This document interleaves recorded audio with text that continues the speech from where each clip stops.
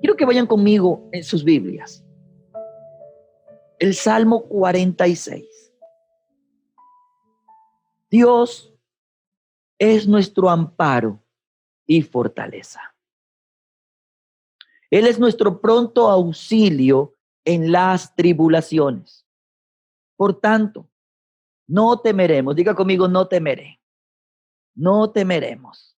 Aunque la tierra sea removida y se traspasen los montes al corazón del mar, aunque bramen y se turben las aguas y tiemblen los montes a causa de su braveza. Del río, sus corrientes alegran la ciudad de Dios, el santuario de las moradas del Altísimo. Dios está en medio de ella. No será conmovida. Dios la ayudará a clarear la mañana. Bramaron las naciones, titubearon los reinos. Dio él su voz y se derritió la tierra. Jehová de los ejércitos, diga conmigo, está con nosotros. Vamos a repetirlo, diga conmigo, Jehová de los ejércitos está con nosotros. Ahora diga, nuestro refugio es el Dios de Jacob. Venid, ved las obras de Jehová, que ha puesto asolamientos en la tierra, que hace cesar las guerras hasta los fines de la tierra, que quiebra el arco, corta la lanza y quema los carros en el fuego. Estad quietos. Tienes que decirle a alguien en este momento, aprende a estar quieto. Vamos, dile a alguien cerca tuyo por un instante y dile, aprende a estar quieto. Aprende a estar quieta y conoce quién es tu Dios. Vamos, dile a alguien y conoce quién es tu Dios. Dile, aprende a estar quieta, aprende a estar quieto y conoce quién es tu Dios. ¿Sabes? Seré exaltado entre las naciones, enaltecido será el Señor en la tierra. Jehová de los ejércitos, di conmigo, está con nosotros. Nuestro refugio es el Dios de Jacob. Alguien debe decir amén, amén, amén. Qué difícil es aprender a quedarnos quietos. Sobre todo en un tiempo en el que la aceleración es parte natural del día a día. Qué difícil es aprender a contemplar lo que Dios hace cuando nos hemos acostumbrado a hacerlo todo nosotros. Qué difícil es aprender a descansar en el Señor cuando me he acostumbrado a la adrenalina de vivir haciendo cosas. Y no está mal que las haga. Tengo que hacerlas. Tengo que anticiparme. Tengo que ser proactivo. Pero cuando en ese afán de hacer cosas, dejo de contemplar lo que Dios hace, me estoy perdiendo la vida.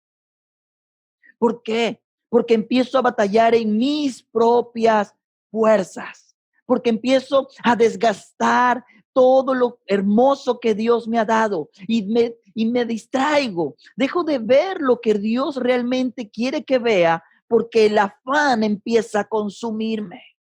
Aquí el salmista estaba describiendo un mundo en caos.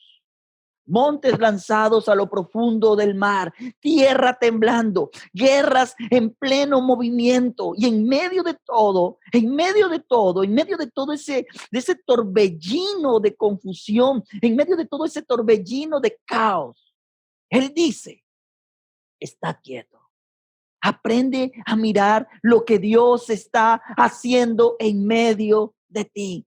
Aprende a salirte por un instante de todo ese caos, elevando tu manera de ver las cosas, porque recuerda, tú no miras las cosas desde este nivel, tú las miras desde el nivel al que Dios te eleva. Por esa razón dice, mis pensamientos son más altos. Tú empiezas a ver desde la visión de Dios y tú te das cuenta que Dios nunca ha perdido el control.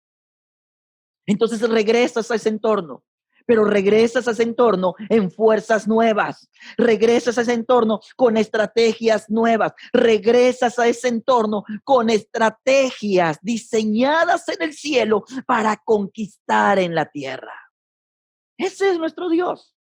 Por esa razón es que Él dice, en medio del caos, aprende a estar quieto y conoce quién es tu Dios. ¿Quién es tu Dios?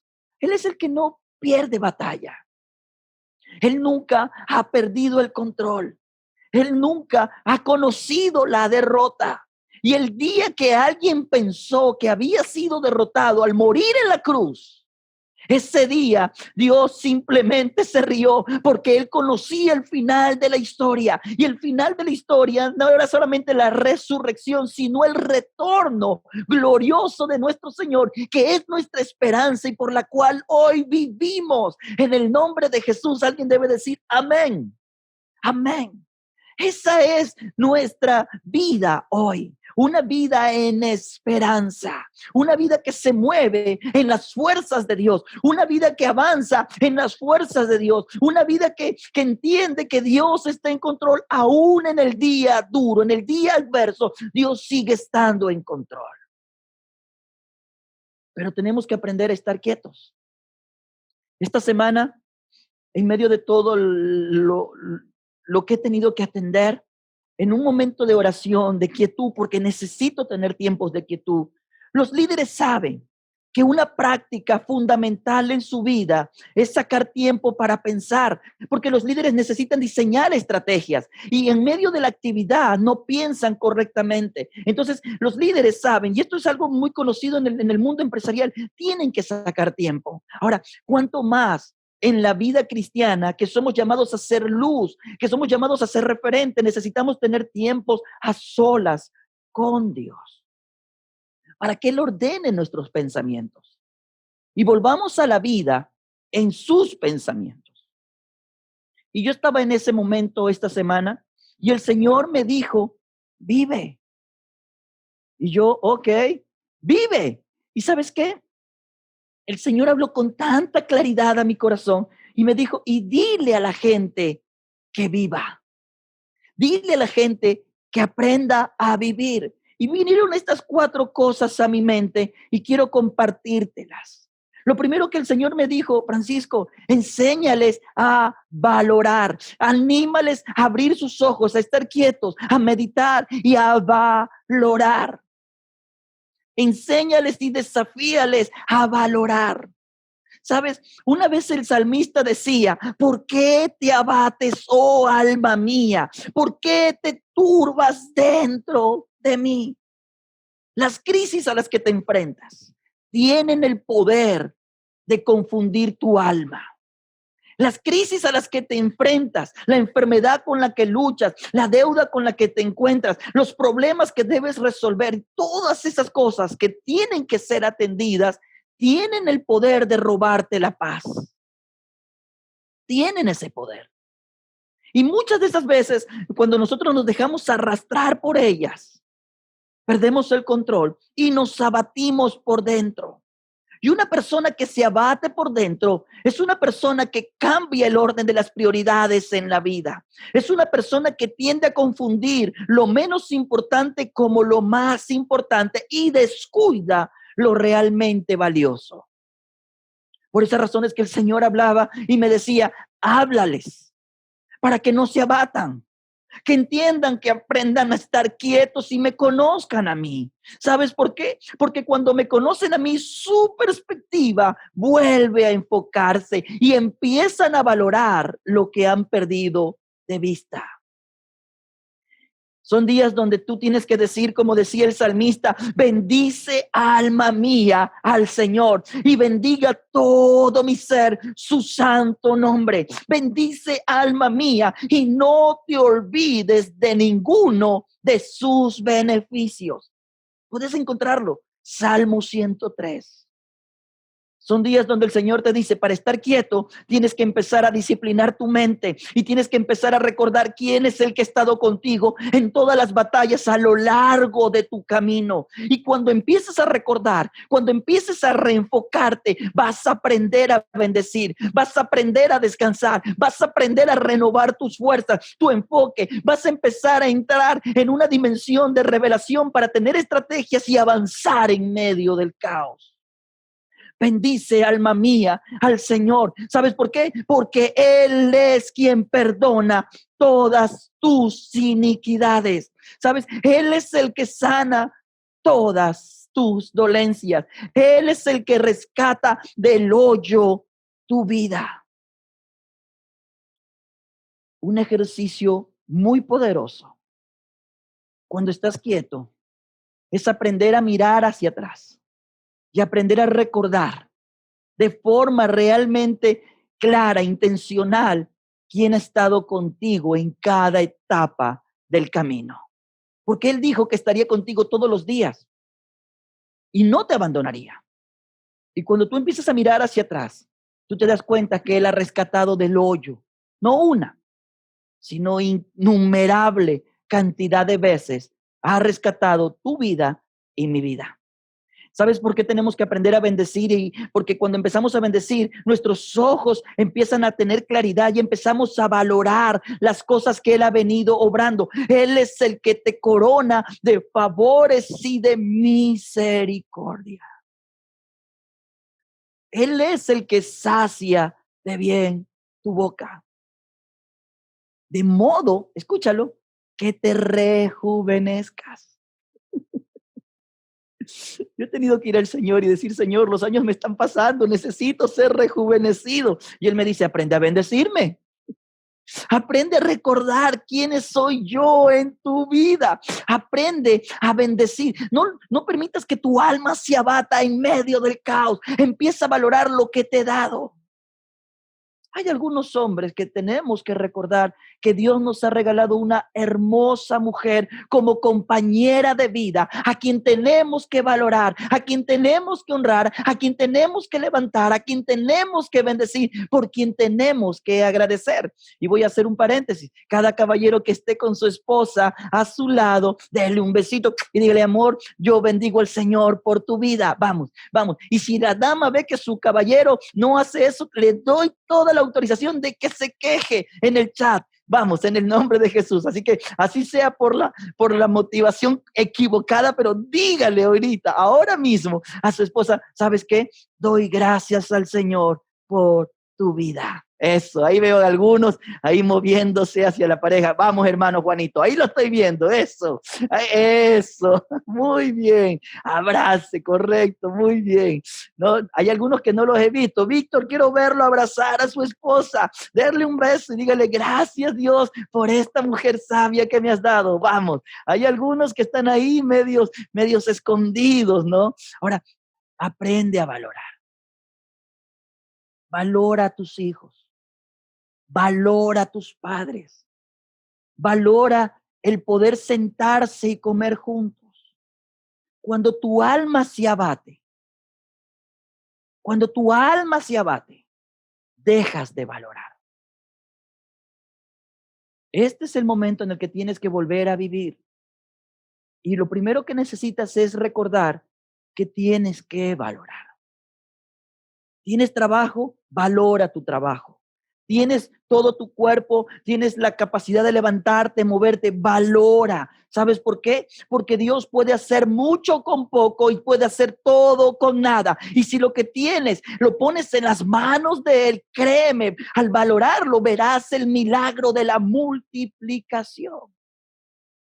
Algo que me impresiona es que cuando Jesús desafió a Felipe y le dijo, denle de comer a la multitud, 5,000 hombres, más mujeres y niños, Felipe se puso a hacer cálculo, lo que me falta. Pero cuando cambió su enfoque y se dieron cuenta lo que tenían fue suficiente para suplir la necesidad de la multitud. ¿Y qué tenían? 2 panes y unos pocos peces. Tenían panes y peces. ¿Y sabes qué es lo que estoy diciéndote?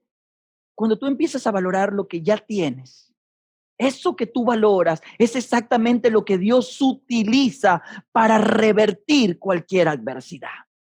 Cuando empiezas a vivir, empiezas a abrir tus ojos a lo que Dios ya puso en tus manos, empiezas a abrir tus ojos a lo que Dios puso en tu casa, empiezas a valorar y empiezas a disfrutar. Y cuando empiezas a disfrutar, eso es exactamente lo que Dios utiliza para revertir tu historia. Valora.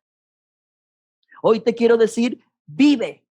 Pero para vivir tienes que empezar a valorar. Número 2, tienes que aprender a ser intencional. Dios le regaló esta palabra a mi esposa hace algunos meses atrás y desde entonces esta palabra vino como un torrente constante, continuo a nuestra vida. Hay cosas que tenemos que ser intencionales día tras día. ¿Sabes? Cuando el ser humano falló a Dios, y usted sabe, fracasamos. Y al fracasar estuvimos despojados de su gloria, fuimos separados de su presencia.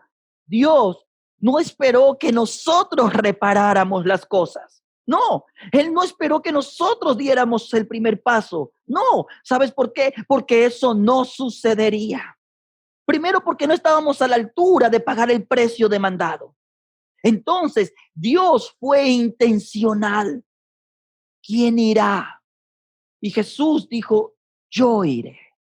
Y él vino, él se despojó de su gloria y descendió aquí a humillarse entre los hombres al tomar forma de hombre. Fue intencional. De tal manera amó Dios al mundo que dio a su hijo intencionalmente.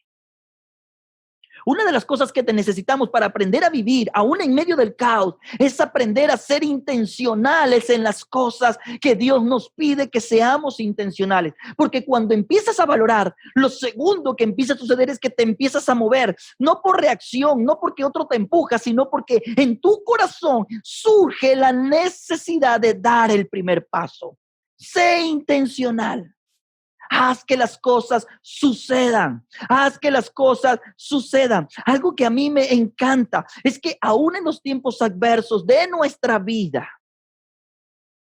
Dios es intencional. Romanos 8:28, sé que lo saben muchos, pero mira lo que dice. Dios predispone todas las cosas para el bien. Dios ve el caos en el que estamos y a veces provocado por nosotros, pero Dios intencionalmente da el primer paso y aún el caos que hemos creado lo toma y lo hace diferente, lo revierte, lo predispone para que termine siendo de bendición. Eso fue lo que le pasó a José. José vivió de fracaso en fracaso. Tuvo un fracaso en su hogar debido a una disputa familiar. Sus hermanos lo envidiaron, lo vendieron. Terminó en un lugar donde aparentemente tuvo una nueva oportunidad. Cayó en la cárcel, iba de tropiezo en tropiezo, pero Dios todo eso lo usó y lo predispuso. Por esas razones que José llegó a la conclusión cuando se reencontró con sus hermanos, años después. Y él dijo, ustedes pensaron que obraron para mal, pero lo cierto es que Dios permitió todo esto para que yo llegara a este lugar y a partir de este momento yo sea el instrumento en el que Dios está usando para revertir su historia. Ellos morían de hambre y José, al que vendieron, les terminó dando alimento. Ese es Dios. No importa cuántas batallas hayas tenido, no importa cuántas luchas hayas experimentado, Dios es intencional para transformar tu historia en una hermosa bendición, en una hermosa historia de cómo revierte todo a tu favor. Ese es nuestro Dios. Y Él dice, tienes que ser intencional, porque el ADN de Dios está en ti. Entonces, tú no eres el espectador que espera que las cosas sucedan debido al hecho de que pusiste en orden y empezaste a valorar porque no te atribulaste, porque no te abatiste. Entonces todo volvió al orden. Es que te puedes mover intencionalmente en la dirección correcta. Te anticipa y provocas las cosas en el nombre del Señor. Sé intencional. Si hay cosas en casa, No esperes que el tiempo las resuelva. ¿Sabes por qué? Porque el tiempo no ayuda cuando se trata de resolver situaciones. El tiempo muchas veces distancia. El tiempo empeora. El tiempo hace que las cosas sean más rígidas, las posturas. Sé intencional en dar el primer paso. No esperes hasta mañana lo que Dios te está moviendo a hacer el día de hoy. Sé intencional. Muévete en esa dirección. Número 3, vive. El Señor me hablaba y me decía, déjale saber que tienen que aprender a vencer. Ellos tienen que vencer. Ellos tienen que levantarse en mi poder. Ellos tienen que entender que hay poder en la resurrección. Hay poder en la cruz. Hay poder en la sangre. Hay poder en la oración. Los he equipado con todo lo que necesitan para que puedan vencer. Pero hay muchos que prefieren vivir en una condición de derrota emocional, en una condición de derrota espiritual, porque no se levantan en el poder. Todo lo puedo. Diga conmigo, todo lo puedo en Él, porque Él me fortalece.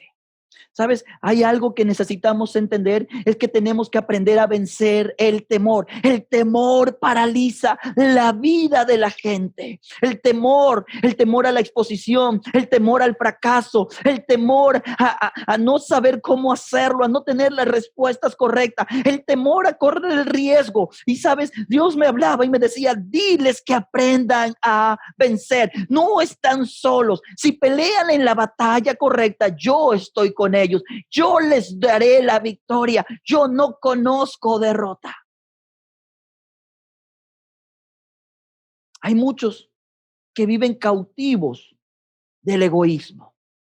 Y Dios está diciendo, diles que venzan el egoísmo. Hay muchos que viven cautivos del orgullo. Dios me está diciendo, diles que venzan el orgullo. Hay muchos que viven en la apatía, cautivos, que venzan la apatía. Intencionalmente tienes que hacer cosas para vencer aquello con lo que estás luchando. Vive, valora, intencionalmente haz que las cosas sucedan. Empieza a vencer. ¿Sabes qué? Me gusta porque el apóstol Pablo decía, mira, yo he peleado la buena batalla de la fe. No me gusta esta idea de decir que vivo en guerra, pero la verdad es que la vida es una batalla y cada día tengo que batallar. Ustedes que me conocen un poco más saben que me gusta el tenis. Y una de las cosas que aprendí en el tenis es que cada golpe es una decisión. No es que la pelota me viene y ya, no, tengo que intencionalmente tratar de darle una dirección, tengo que batallar y cada golpe es una decisión que implica muchas cosas. Y esto es lo fascinante porque me desafía a estar enfocado en el juego. Me desafía a tratar de mantenerme, de resistir, de poder avanzar y me encanta eso, me encanta. Y una de las cosas que debemos entender es que en esta batalla no peleamos en nuestras fuerzas, peleamos en las fuerzas del Señor. Hay cosas que probablemente serán inevitables. Algunos van a batallar con la salud y probablemente las cosas no saldrán como uno espera, pero la vida avanza mucho más allá todavía. ¿Sabes por qué? Porque tiene que ver con el propósito. Y el propósito es más grande que la vida misma. Pero para poder alcanzar el propósito hay que aprender a vivir correctamente. Y es ahí donde Dios nos está llamando, a aprender a batallar con la inmadurez. Hay algunos que batallan con su inmadurez emocional y su inmadurez espiritual. El apóstol Pablo más de una vez se frustró y él dijo, mira, quisiera hablarles como gente que puede comer alimento sólido, pero son como niños, se conforman con la leche. Y eso me frustra, pero necesito que avancen. Necesito en serio que tomen responsabilidad sobre su crecimiento personal y que venzan la inmadurez, que venzan el temor, que venzan el orgullo, que venzan el egoísmo, que venzan la apatía, que venzan esos hábitos autodestructivos con los que siguen luchando.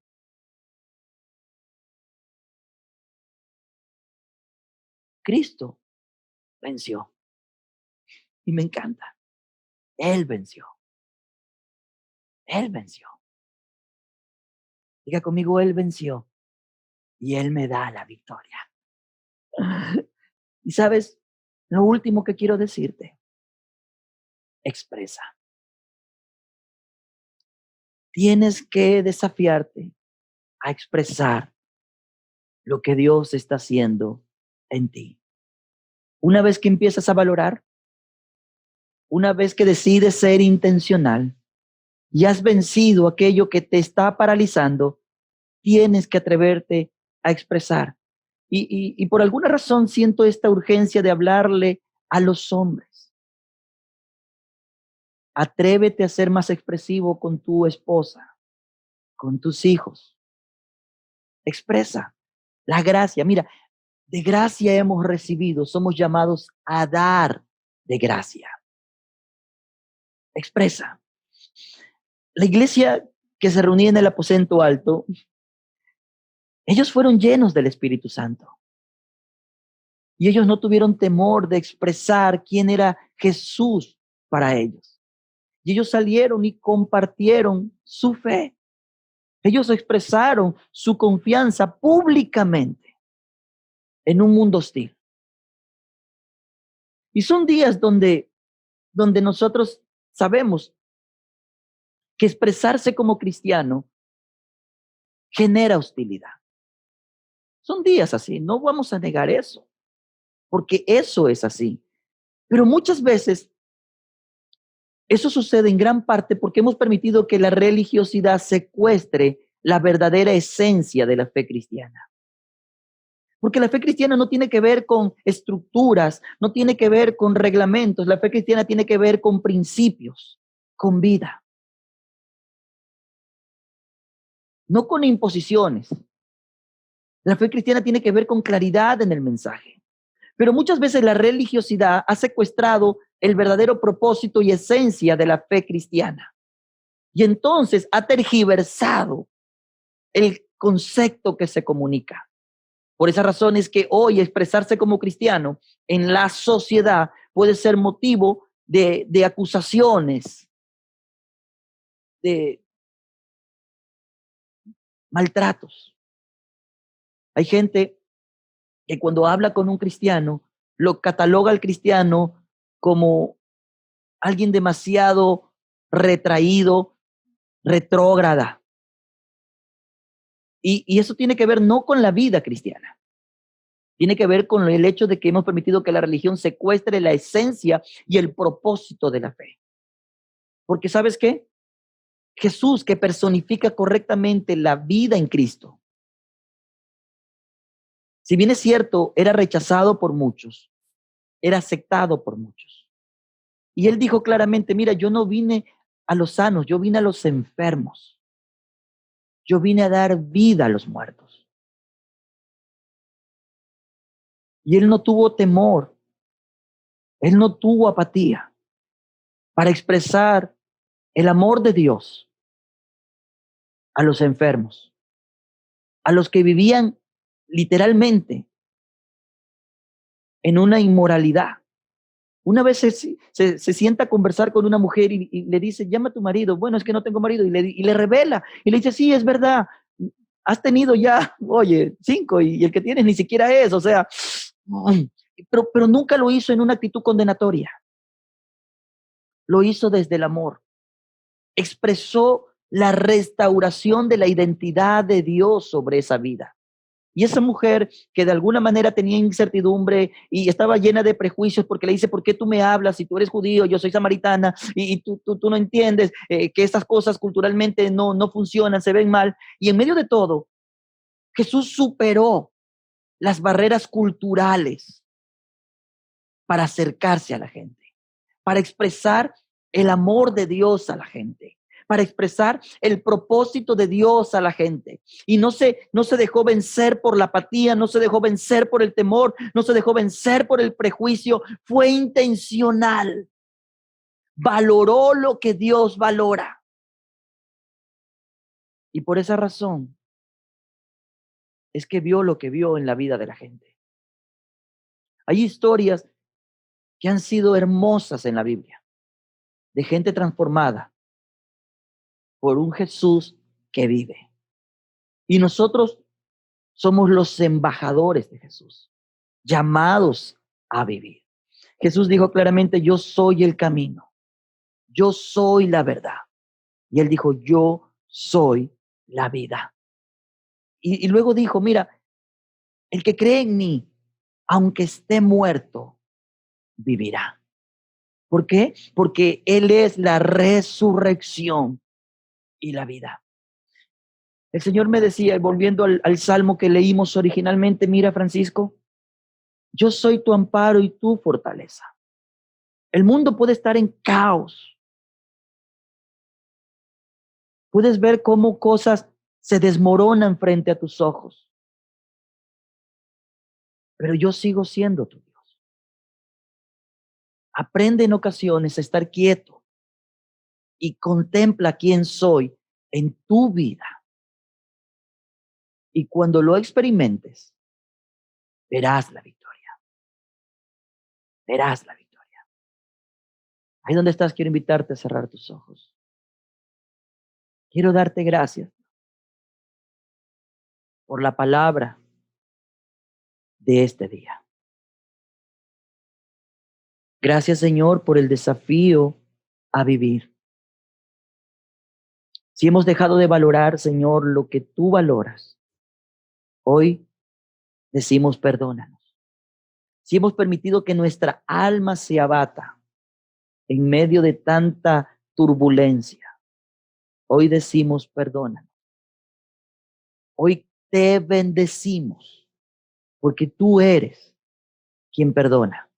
Tú eres quien sacia, tú eres quien rescata, tú eres quien libera. No puedo, Señor, dejar de reconocer tu obra. Dale gracias. Y dale gracias por lo que ha puesto a tu alrededor. Dale gracias por tu esposa, por tu esposo, por tus hijos, por tus padres. Dale gracias por la salud. Valora. Porque déjame decirte, cuando empiezas a valorar lo que ya tienes, es cuando empezarás a ver el milagro de la solución. No te enfoques en lo que falta, enfócate en lo que tienes. Porque esos panes y esos peces que hoy tienes y los empiezas a valorar, eso es exactamente lo que Dios usará para suplir lo que aún está por delante. Dile, Dios, quiero ser intencional. Cuando traes este orden a mi vida, quiero ser de los que provocan las cosas, no de los que espera que sucedan. Quiero ser, Señor, de los que da el primer paso, pero quiero hacerlo en la dirección correcta. Por esa razón te pido, Señor, enséñame a valorar para poder ser intencional, sábiamente. No permitas que el temor, la vergüenza, el orgullo, el egoísmo me gobiernen. Quiero vencer eso de ahí, Señor. No quiero tener temor al rechazo, temor al fracaso.